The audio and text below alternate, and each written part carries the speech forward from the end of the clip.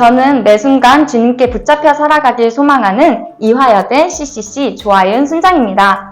새학기가 시작되고 다들 정말 분주하게 살아가고 있는 것 같아요. 저 역시 월요일부터 강의를 6개를 연속으로 들어야 해서 가끔 지치기도 하지만 주님 주신 능력으로 하루하루를 기쁨으로 살아가고 있습니다. 풍선 독자 여러분들도 주님 주신 오늘 하루를 기쁨으로 감사하며 살아가기를 바랍니다. 앞에서 우리는 하나님이 어떻게 이스라엘 백성의 마음을 움직여 성벽을 재건하게 하셨는지를 살펴보았습니다. 사실 성벽 재건에는 이를 강력하게 반대한 세력이 있었습니다. 성벽 건축을 시작하자 사마리아 총독 산발락과 암몬의 지도자 도비아가 이를 조롱하기 시작한 것입니다. 그들은 온 힘을 다해 성벽 건축에 임하는 유다 백성들을 심리적으로 낙담시켜 건축을 방해하려 했습니다. 하지만 느헤미야는 이에 맞대응하지 않고 하나님 앞에 나아가 그들의 죄악이 그들에게 돌아가게 해달라고 기도했습니다. 느헤미야는 자신을 변호하려 하지 않고 자기의 힘으로 적들과 싸우려 하지 않고 대신 하나님께 공의를 베풀어 주시기를 탄원했습니다. 성벽 공사가 절반 정도 되었을 때 대적들은 두 번째 방해 공작을 펼칩니다. 유다 백성이 보지 못할 때 성벽 건축 현장을 기습 공격하여 성벽 재건을 중단시키려는 음모였던 것입니다.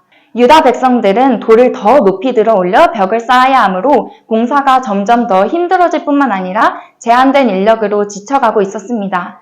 이런 상황에서 사방의 적이 기습 공격할 것이라는 소문까지 돌자 유다 백성들은 성벽 건축을 완수할 수 있을지에 대한 의심과 낙심에 빠지게 됩니다. 이방 민족과의 접경 지역에 살고 있던 유다 백성들은 두려움에 떨며 성벽 재건을 중단하고 접경 지역을 방어해야 한다고 호소해 왔습니다.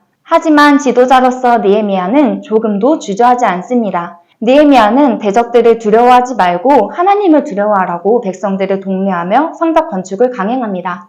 느헤미야는 그 문제를 여호와께 맡겼고 계속해서 자기가 해야 할 일을 해나갑니다.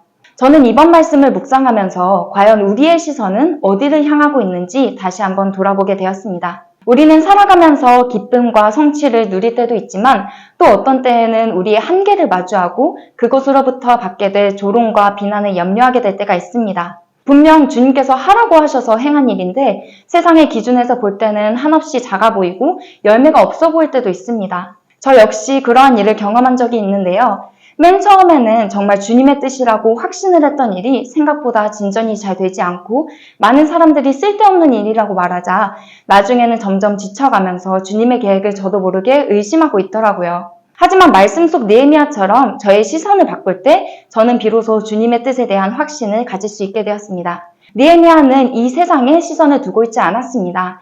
그는 천국에 소망을 두고 살아간 사람이었습니다. 그래서 그는 지금 이 상황에서 무엇이 중요하고 무엇이 중요하지 않은지 충분히 분별할 수 있었습니다. 저 또한 저의 시선을 조금 바꾸고 나니 이전에 제가 걱정했던 모든 것들이 다 헛된 것이라는 것을 알게 되었습니다. 전쟁은 주님께 속한 것이라는 사실을 깨닫게 되었고 저의 생각보다 훨씬 더 위대하신 주님의 뜻에 깊이 감사하게 되었습니다. 개강을 한 지금 풍삼 독자님들도 저처럼 산속에서 지쳐가고 있지는 않은지요? 하지만 그럴수록 우리는 더욱더 절실히 기도해야 합니다. 나의 시선으로 나의 상황을 보고 그래서 나 자신도 사랑하지 못하는 것이 아니라 주님의 시선으로 나의 상황을 보고 주님의 사랑으로 나 자신을 바라보게 해달라고 매 순간 기도하면서 살아가는 여러분이 되길 주님의 이름으로 소망합니다. 샬롬!